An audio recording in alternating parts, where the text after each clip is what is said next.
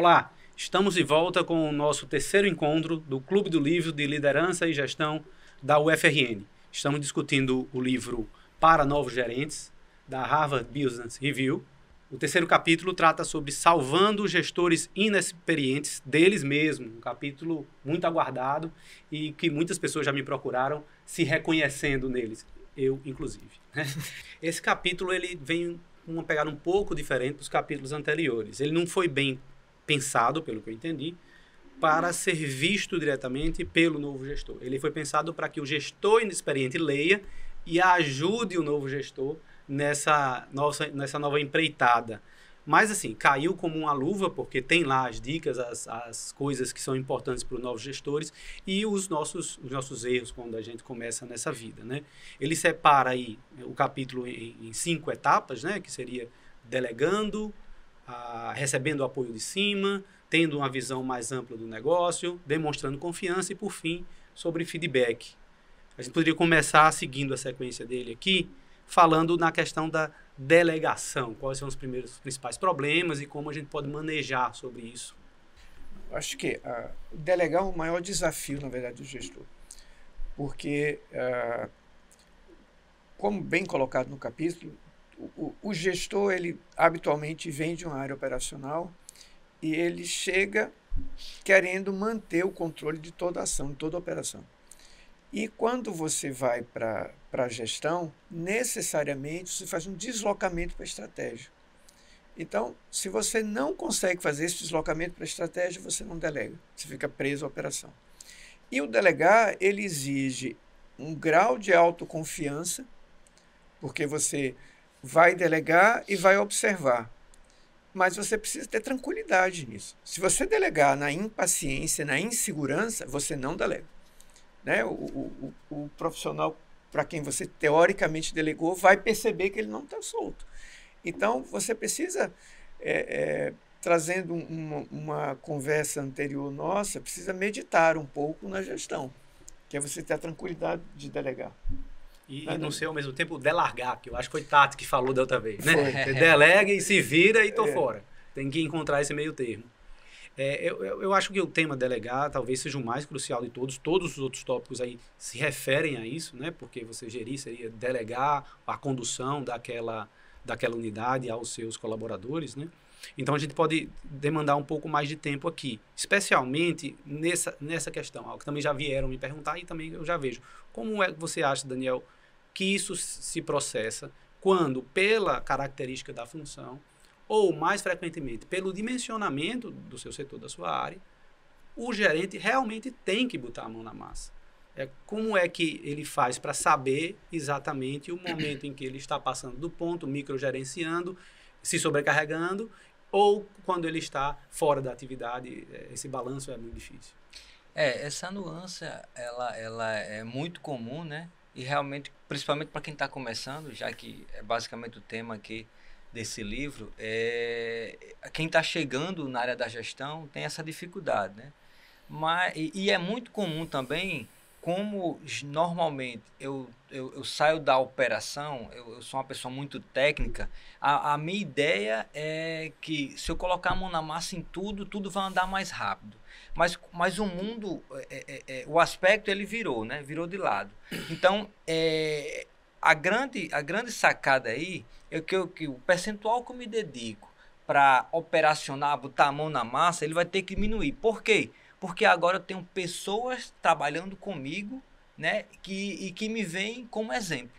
Então, eu tenho que entender ali como é que é o meu papel dentro do meu time, dentro da minha equipe. Porque antes eu estava do outro lado, onde tinha especialistas em cada segmento ou cada área e o gestor ali coordenando. Agora você é o gestor. Então eu tenho vários colaboradores, vários profissionais na minha linha de liderança no qual eu tenho que fazer. Agora, claro, qual é o momento que ele vai agir? É o momento de dificuldade dos seus liderados, porque ele tem experiência, principalmente naquela área técnica. Imagine um médico que tem muita experiência na parte intensiva, né? Ele é um intensivista. E eu tenho outros médicos intensivistas que realmente vai botar a mão na massa. Na hora do pega para capar, ou de repente tem um profissional que ele foi para aquela área há pouco tempo, é nessa hora que eu sirvo como mentor, como professor para ajudar os outros profissionais.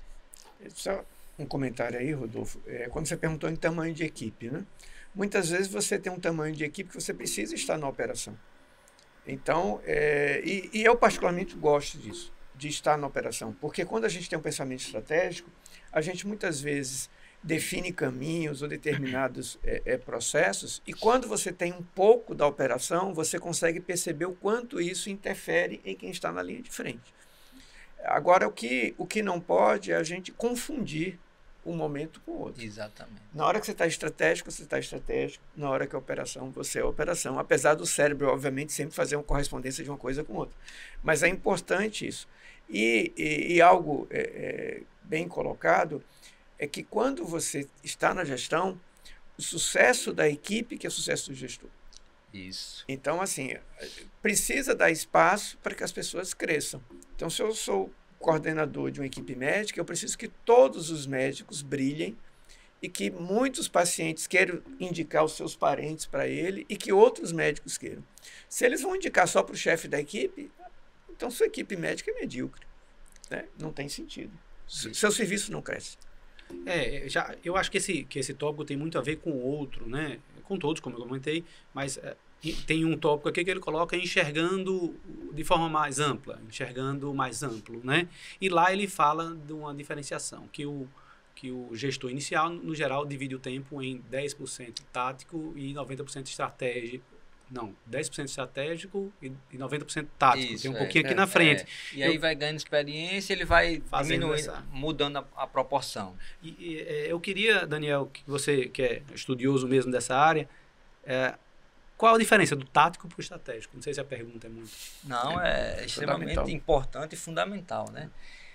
Quando a gente trabalha em organizações, principalmente de saúde, eu tenho decisões que ela leva um certo tempo para ser alcançada. Então, quando eu estou falando, de repente, uma ampliação, abrir uma filial, ou então atender um outro serviço, ou atender a rede de saúde, SUS, por exemplo, eu estou falando de algo mais complexo.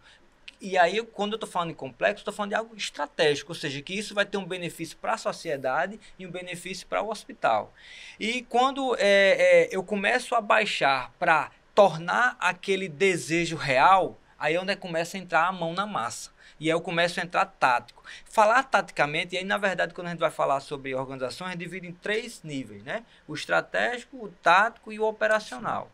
Então quando eu estou falando do estratégico, eu estou falando dessas decisões mais a longo prazo. O tático é quando eu começo a dividir. A área médica vai para cá, a área de enfermagem vai para cá, a área de planejamento vai para cá, a área de logística vai para cá. E aí quando eu entro mesmo botar a mão na massa em si, ou seja, a operação, eu estou falando do nível operacional. Então, basicamente essa diferença, e o gestor tem que saber, porque dependendo da posição que ele esteja, ele vai ocupar mais o seu tempo, estrategicamente ou operacionalmente falando, como ele falou aí na porcentagem aí. Legal. Alessandro, no dia a dia, você consegue puxar novamente essa questão da delegação, pensando agora, você deu um exemplo muito bom aí de médicos, e nosso público-alvo aqui, médicos e enfermeiros, consegue puxar aí algum exemplo de enfermagem, isso daí? Bom, no caso da enfermagem, da medicina, a gente tem duas profissões de saúde que são carta de valete. Né?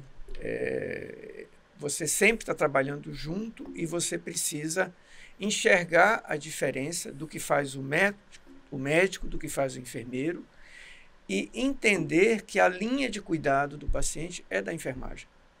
E essa é uma dificuldade que os médicos têm, de perceber isso. Então, quando você, por exemplo, na minha área, aliás, na nossa área, né, que é oncologia, quando a gente tem uma equipe de enfermagem bem estruturada, o paciente se sente acolhido e seguro no seu caminho em qualquer coisa que ele venha a sofrer pelo tratamento oncológico, um tratamento muitas vezes desafiador, como também por necessidades que, eventualmente, pessoais que ele tem, e ele encontra na enfermagem quem pode dar esse ouvido. Então, a enfermagem ter o domínio da linha de cuidado, a estruturação da linha de cuidado, poder estruturar o tempo e o movimento do paciente, onde ele está em cada momento e que movimento ele vai fazer. Acompanhar essa trajetória é fundamental para o sucesso da equipe. Se a gente, enquanto médico, tenta interferir nesse passo sem ter essa visão do enfermeiro, sem ter essa formação, a gente literalmente atrapalha o processo.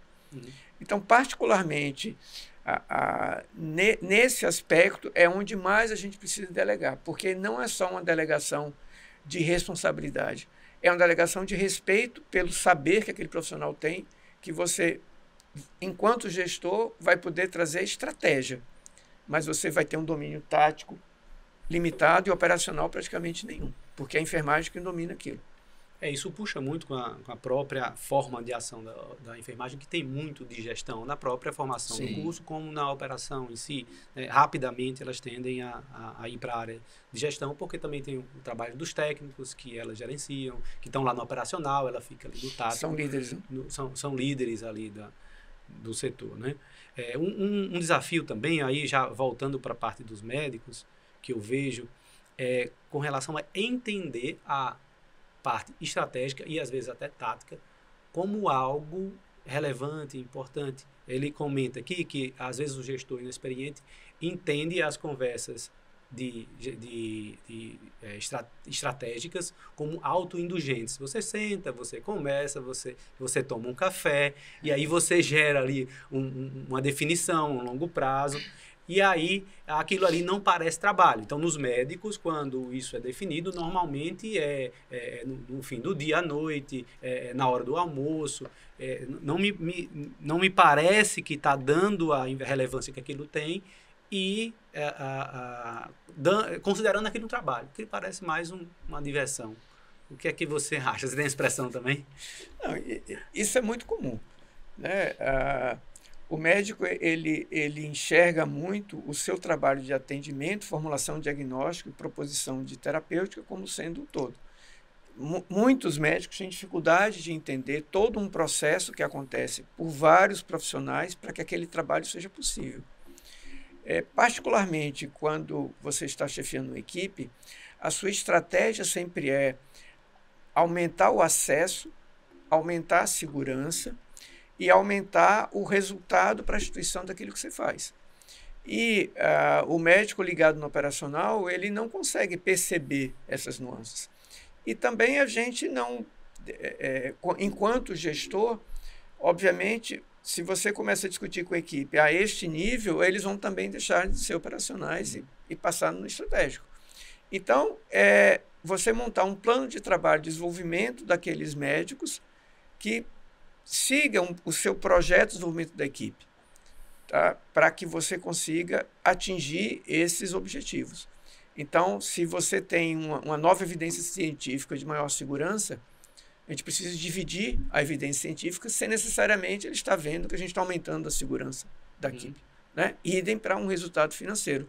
Muitas vezes o resultado financeiro não vai ser exatamente com a equipe médica, mas vai ser com a equipe administrativa, com a equipe de compras. Então, mas o médico vai perceber no ambiente de trabalho dele que ele vai estar disponível novos produtos, novos consumíveis que antes ele não tinha.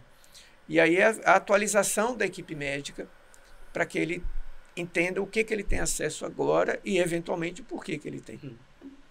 Legal. Outro tópico é recebendo o apoio de cima. O que eu escuto mais é receber reclamação de cima. Apoio, eu não escuto o pessoal comentando. Daniel, o que é que... Tem, às vezes, esse apoio de cima? Tem. Porque é aquela questão de adaptação, né? Também. Eu sempre estou falando nesse sentido, mas estou falando para quem está chegando, né? Porque quem já está dentro, já entendeu a cultura, já está ambientado. Mas quem está chegando, principalmente, tem aquele receio primeiro de perguntar, porque pensa, será que eu vou ser incompetente se eu perguntar determinada coisa, né? E, às vezes, do outro lado também, eu tenho uma liderança que já é mais fechada, mais assim, preto no branco, não tem aquela aproximação como deveria ser. Então, acaba acontecendo esses gargalos, essas falhas, né? Mas o que acontece, quando a gente está falando de gestão, o primeiro sinal é questão de maturidade, né? A liderança que está recebendo tem que ter a maturidade de receber quem tá chegando. E todo mundo que está chegando, embora não saiba especificamente aquele papel naquela área, mas ele tem bagagem, ele tem experiência, ele pode não estar adaptado àquele ambiente. Então, um dos desafios que tem é justamente essa questão do feedback. Essa questão quem está em cima, eu fornecer feedback constante para poder guiar aquela pessoa que está chegando. Quem está embaixo chegando, novo gestor, que todo gestor tem outro gestor, né? Que está chegando também, ter a humildade de perguntar, de colher feedback em relação à sua atuação. Então, tudo isso migra o quê? Para ter uma comunicação clara. E essa comunicação clara vai fazer com que a gente tenha um objetivo bem definido e consiga percorrer ele na sua jornada. Legal, eu acho que esse tópico também a gente vai aprofundar um pouco mais. Lá na frente tem um capítulo bem interessante, uma chamada bem interessante, que é gerenciando o seu chefe. Então, talvez isso também dê muito o que falar, né? Outro tópico aqui, passando rápido, seria transmitindo confiança. Alessandro me falou um termo que eu gostei uma vez, a liturgia do cargo, né? Tem a ver com isso, Alessandro?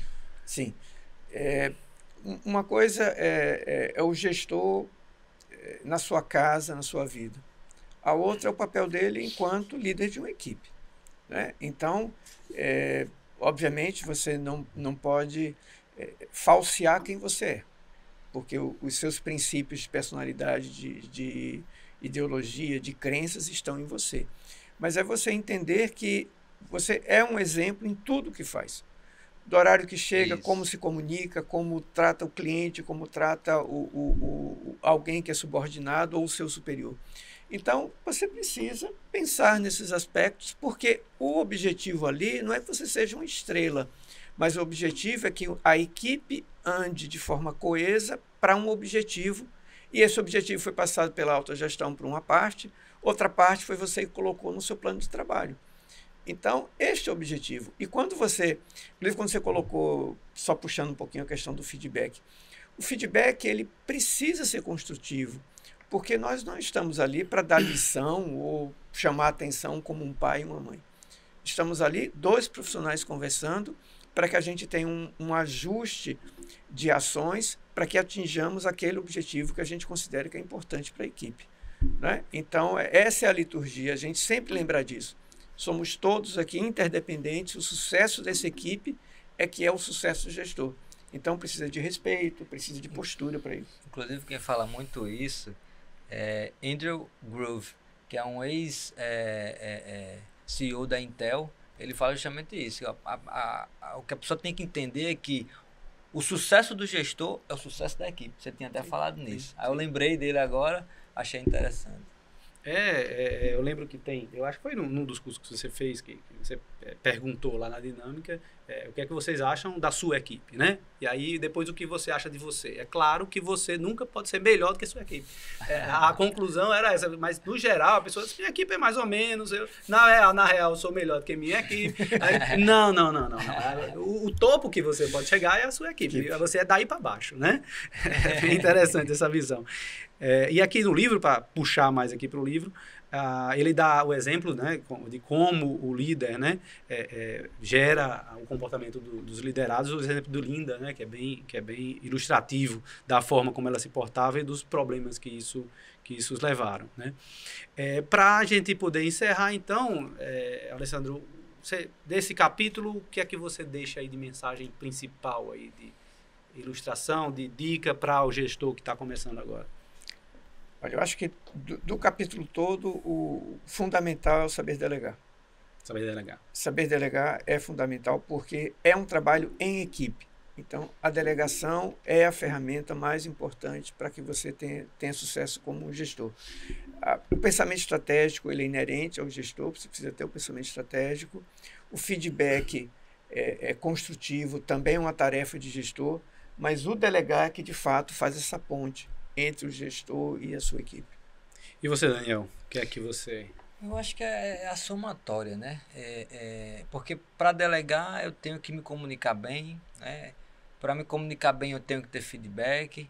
Então, eu acho que o principal mesmo é, como dizem muito hoje, é o mindset, né? Você mudar essa forma de mentalidade, que antes você era um trabalhador individual, entre aspas, se preocupava mais com o seu fazer ali, com sua especialidade, com o seu atendimento, e agora não, sua maior preocupação é com a equipe, é desenvolver essa equipe, entender os objetivos dessa equipe, me comunicar de forma clara, de passar a visão estratégica da empresa e traduzir ela materialmente para os profissionais que estão ali na sua equipe.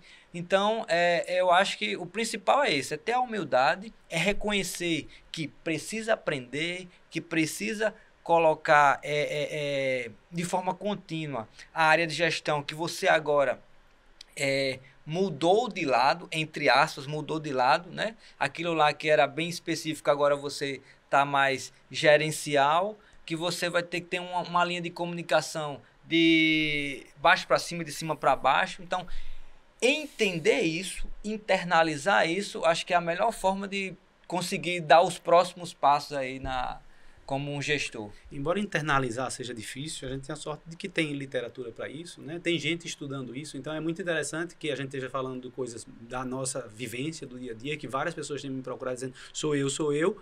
Você pediu para eu ler esse livro por causa de mim, né? E foi publicado, para encerrar aqui, originalmente em 2002. Né? Em 2002 já tinha gente estudando isso daí, realmente é vivência humana, quando pessoas se reúnem, as coisas acabam se reproduzindo. Por hoje foi isso. No próximo encontro, então, a gente vai discutir o 4º capítulo do livro, que parece também feito para a gente, né? Gerenciando ambientes de trabalho de alta intensidade. Se você trabalha em UTI, em pronto-socorro, em hospital, no geral, você sabe do que está falando. Eu vou até arriscar e ler aqui um trecho do 1º capítulo do livro. Para satisfazer as demandas, os funcionários chegam cedo, ficam até tarde, varam à noite, trabalham nos fins de semana e ficam grudados nos seus dispositivos eletrônicos 24 horas por dia. Se você conhece essa história, não perca o próximo encontro na próxima sexta-feira. Até lá.